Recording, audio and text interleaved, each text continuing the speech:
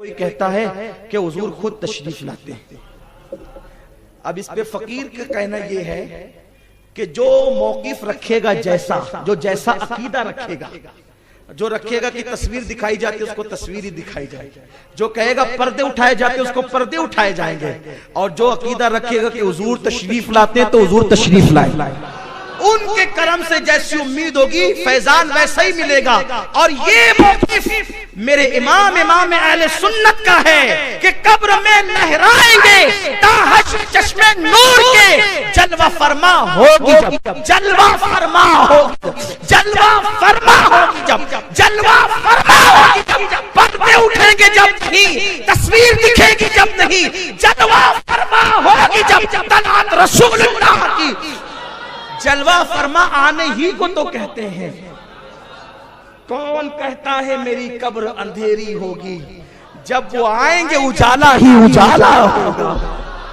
जब वो आएंगे तो हुजूर के फरमान पे जो जैसा यकीन रखे फैज वैसा ही पाता है। तो सरकार ने फरमाया जो इफ्तार कराएगा अल्लाह उसके गुनाहों को माफ कर देगा। हुजूर आपके करम से उम्मीद है, वो तो निहायत सस्ता सौदा बेच रहे हैं जन्नत का, हम मुफलिस क्या मोल चुकाएं, अपना हाथ ही खाली है। हुजूर ने कह दिया गुनाह माफ होते, हुजूर हमें यकीन है सगीरा भी माफ होती है और कबीरा भी माफ होते हैं। और उसके करम के आगे सगीरा क्या है और कबीरा क्या है? अगर वो करम करने पे आए वो तो बहुत करीब है। उसके महबूब की शान ये है, एक मैं क्या मेरे इसिया की हकीकत कितनी, मुझसे 100 लाख तो काफी है इशारा। वो इशारा कर दे तो 100 लाख बख्शे जाएं, और वो फरमा दे कि रोजे इफ्तार कराने वाले की कि गुनाह माफ। चाहते हो गुनाह माफ करवाना तो जरा 2-2 4-4 को घर बुला लिया, पूरा महीना गम गुसारी कर, दोस्तों को बुलाओ खिलाओ। हम सोचते हैं खूब खाएंगे, रमजान शरीफ में खूब खाओ भी खिलाओ। इफ्तार की बड़ी बरकतें हैं। फरमाया गुनाह माफ होते, और सिर्फ गुनाह नहीं बल्कि सुभान अल्लाह उसकी गर्दन को जहन्नम से आजाद कर दिया जाता। क्या करीम आका है, क्या करीम आका है। वो तो है सस्ता सौदा बेच रहे हैं जन्नत का, हम मुफलिस क्या मोल चुकाएं, अपना हाथ ही खाली। अब सहाबा बोल पड़े, खुतबा खत्म हो गया, खुतबा खत्म हो गया, बल्कि इख्तिताम पर आया है, करीबुल खत्म है। फरमाया कि न रोजेदार के सवाब में कमी आएगी, गुनाह माफ भी हो जाएंगे, जहन्नम से आजादी मिलेगी। सहाबा तो लालची थे ना अमल के मामले में, दौलत के नहीं, शोहरत के नहीं, अमल की। उनकी शोहरत तो लामकां तक थी, जिक्र होते थे लामकां तक। मेरे महबूब के यार ऐसे तरा उम्रुक अनसुज्जदा, उनका जिक्र यूं किया जाता, माहु अशिद्दाउ अलल कुफ्फार, उनका जिक्र किया जाता। उनके तस्करे होते, खुदा करता है उनका तस्करा कुरान में, तौरात में, इंजील में। वो नेकियों के लालची थे, हरीस थे। बोल पड़े या रसूल अल्लाह, या रसूल अल्लाह सल्लल्लाहु अलैहि वसल्लम, हमें ये ताकत कहाँ है कि किसी को रोजा इफ्तार करें, क्योंकि वो तो पेट पे पत्थर बांधने वाले लोग थे ना। अक्सर साहबा बज़ाहिर गरीब थे, कहने लगे या रसूल अल्लाह हमें हर एक में ये ताकत थोड़ी है कि रोजा इफ्तार कराएं। तो मेरे करीम आका ने फरमाया क्या तुमने रोजा इफ्तार कराने का मतलब ये समझा है कि पेट भर के खाना खिला दे? सरकार फरमाते हैं अगर एक खजूर भी खिला दोगे तो यही सवाब मिलेगा, ये खजूर भी खिला दोगे तो यही सवाब मिलेगा, एक घूंट दूध पिला दोगे यही सवाब मिलेगा। और उस पर करम क्या किया? फरमाया एक घूंट पानी पिला के भी इफ्तार करा दोगे यही सवाब मिलेगा। एक दूसरी हदीस में, इसमें नहीं, दूसरी हदीस में साहबा ने पूछा या रसूल अल्लाह ये जो पानी पिलाने पे इतना बड़ा सवाब है रोजेदार को इफ्तार के वक्त कि गुनाह माफ हो जाएं, जहन्नम से आजादी मिल जाए और फिर रोजेदार के बराबर सवाब मिले, तो ये वहां पर है सवाब जहां पानी नहीं मिलता हो, जहां पे पानी की किल्लत हो, पानी नहीं मिलता हो, वहां पिलाने पे ये सवाब है। आका फरमाते हैं दरिया के किनारे भी पिलाओगे तो भी यही सवाब मिलेगा। तुम्हारे मुंह से जो निकली वो बात हो के रही। हमारे बचपने में हम ये देखते थे कि जब घर में फ्रूट आते थे, उस वक्त मालेगांव बहुत मालदार नहीं था, वो अंधेरा ही भला था कि कदम राह पे थे, रोशनी लाई है मंजिल से बहुत दूर मुझे। अक्सर लोगों की आमदनी 300-350 रुपये हफ्ते होती थी, लूम चलाने वालों को 250-300 रुपये वो लोग कमाते थे, ऐसा हम बचपन में सुनते थे। तो फल फ्रूट आते थे, तो घर की औरतें ये करती थी कि एक दो चीरी तरबूज की, एक दो पपीता की, एक दो खजूर, यानी जितना सामान आता था थोड़ा थोड़ा सब प्लेट में रखती थी, और छोटे बच्चों को कहती थी बेटा जाओ और मस्जिद में देकर आओ। और जो बेचारे गरीब लोग होते थे और भी निचली सतह के, वो मस्जिद में आ जाते थे, क्योंकि हर आदमी इतना मालदार नहीं था कि वो इतना बोझ उठा सके।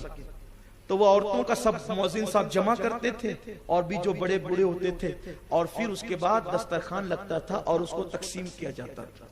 इस तरह होता था। अब पता नहीं कि वो माहौल रहा कि नहीं रहा, लेकिन मुझे ऐसा लगता है कि वो माहौल 90% खत्म हो गया है। अब तो घर में जितनी इफ्तारी आती है फ्रिज में रख रख के खुद खाते हैं, इफ्तार का सहरी में खाते हैं। इतना हिर्स है खाने की, इतनी हिर्स है, खुदा की कसम ऐसा लगता है जैसे को हम खुद खाने के लिए पैदा हुए। खिलाना तो ऐसा लगता है कि वो नहीं, अल्लाह अकबर। और याद रखना, खुद खाओगे तो बदबू बनेगी, दूसरों को खिलाओगे तो जन्नत में जाने का सबब बनेगा। अगर मुनासिब समझे तो ये इरादा कर लें, आज रमजान शरीफ के कितने रोजे होंगे? 29 या 30। हर दिन अगर आपने एक बंदे को भी इफ्तार कराई ना, तो गोया कि आपने 30 को इफ्तार कराया। बस थोड़ा सा इस तरह जहन बनाइए, क्योंकि हमें सवाब ज्यादा समेटना है ना। और अगर अल्लाह ने दौलत ज्यादा दी तो 5-5 को करा दो, और ज्यादा दिए तो 10-10 को करा दो, ज्यादा दिए तो 20-20 को करा दो, 50-50 को करा दो। अल्लाह ने और नवाजा है तो एतिकाफ के अंदर 100-100 लोग बैठते हैं, उसमें हिस्सा ले लो, ताकि इतने लोगों को एक साथ रोजा इफ्तार कराने का सवाब मिल जाए। एक मशवरा है, मैं चंदा नहीं मांग रहा हूं, एक मशवरा दे रहा हूं, नेकी पे उभार रहा हूं। हो सके तो करो, फिर उसकी बरकत साल भर महसूस करोगे। और अगर हो सके तो कभी अपने रिश्तेदारों में झांक लो, इनके घर अच्छा पका कि नहीं पका, इनके घर फल फ्रूट आए कि नहीं आए, थोड़ा ये सब देखा कर। देखो आप ये पूरा खुतबा चेक कर लें, पूरा खुतबा आप पढ़ लें। ये हमारे अमीर मोहतरम की किताब है, माह रमजान कैसे गुजारे, इसका जदीद एडिशन मैं उसी में से पढ़ रहा हूं। मैं इसका अरबी मतन पढ़ना चाहता था, लेकिन इसमें अरबी मतन नहीं है, और इत्तेफाक से जिसमें अरबी मतन है वो किताब घर पे मैं यहाँ मंगा नहीं सका। तो मैंने सोचा कि चलो ठीक है, जरूरत तो पूरी हो जाएगी। हजरत की किताब है, कायदे मोहतरम की किताब है, उसी में से मैंने खुतबा पढ़ा। पूरा खुतबा आप उठा करके पढ़ लें। हुजूर अलैहिस्सलाम ने सबसे ज्यादा ताकीद की है बंदों के साथ, उसने सलूक की शुरू से लेकर आखिर तक। गमखारी करो, सब्र करो, ख्याल करो, इफ्तार कराओ, ये सब हुजूर अलैहिस्सलाम ने, यानी ये पूरा महीना बंदों के ख्याल रखने का महीना है, यही करो। और याद रखना, चूंकि पता नहीं दर्स कुरान में ये उन्वान आएगा कि नहीं आएगा, मुझे नहीं पता, लेकिन मैं आपसे कहता हूं अगर अल्लाह ने नवाजा है, अपने रिश्तेदारों में कपड़े तकसीम करो। और कपड़े ऐसे तकसीम करना, ये नहीं ऐसे कपड़े मत बांटना कि जो एक धुल में जो है वो तार हो जाए। लोग करीबों में बांटते हैं ना, तो ऐसे बांटते हैं कि अल्लाह ही रहम करे। एक मरतबा मुझे मेरे उस्ताद ने एक वाकया सुनाया। वाकया ये था, हम लोग सफर में थे, उस्ताद गिरामी कह रहे थे सैयद साहब बताइए कि, सैयद साहब नहीं बल्कि वो बापू कहते हैं प्यार से, कि बापू बताइए कौन दिल वाला कौन है, दिलदार कौन है और मालदार कौन है। मेरी आदत है बड़ों के सामने कम बोलता हूं, इसलिए कि बड़ों के सामने कम बोलेंगे तो छोटों के सामने ज्यादा सुनाने की सलाहियत पैदा होगी। जो सुनेगा वही सुनाएगा। मुझे मालूम होता है, फिर भी मैं नहीं बोलता, चुप रहता है।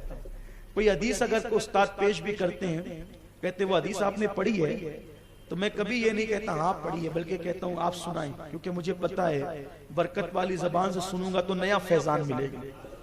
कुछ लोगों की आदत होती है ना, कोई बात करते हैं तो वो बीच में बोलते हैं कि हमें भी कुछ आता है। ये अच्छी बात है। ये बात अच्छी नहीं है, बरकत से महरूम हो जाते हैं इंसान। इसलिए कि मुमकिन है आपने किताब से पढ़ा हो तो आपके वो समझ में ना आए जो उस्ताद सुनाए, तो नया नुक्ता कोई आपके सामने पेश करे। तो उस्ताद ने फरमाया कि मालदार और दिलदार कौन है? मैंने कहा आप ही बता दें। तो हजरत ने मुझसे फरमाया कि एक औरत थी, वो एक सेठानी के घर में काम करती थी। उस सेठानी को रमजान शरीफ में उस मजदूर औरत को गिफ्ट देने का मौका आया, और उस गरीब औरत को भी रमजान शरीफ में सेठानी को गिफ्ट देने का मौका, यानी दोनों एक दूसरे को गिफ्ट देना चाहते थे। तो सेठानी जब गई दुकान पे तो कहती है, तेरी दुकान पे जो सबसे हल्का कपड़ा हो ना वो बता, क्योंकि मुझे अपनी मजदूर को देना ये कपड़ा। और जब वो मजदूरन गई ना दुकान पे तो कहा, तेरी दुकान पे जो सबसे कीमती कपड़ा है वो बता, क्योंकि मुझे सेठानी को देना है। तो हजरत ने फरमाया कि अब बताइए कि कौन दिलदार और मालदार है और कौन गरीब है? अरे जिसके पास कीमती गिफ्ट है वही तो मालदार भी है, वही तो दिलदार भी है। तो जरा अल्लाह की राह में ऐसा दिया करो कि वो चंद मर्तबा पहन ले। लोग मौज़िन और इमाम को ला के देते हैं ऐसे कपड़े कि बेचारे सिलाने में भी शर्म आए। कितने कपड़े हैं? बोले 14 ड्रेस, एक भी नहीं सिलाएगा इमाम। कपड़े ही ऐसे लाते हैं। कौन से कपड़े आ रहे हैं? 30 रुपए मीटर वाला, 40। किसको पहनाना? इमाम को।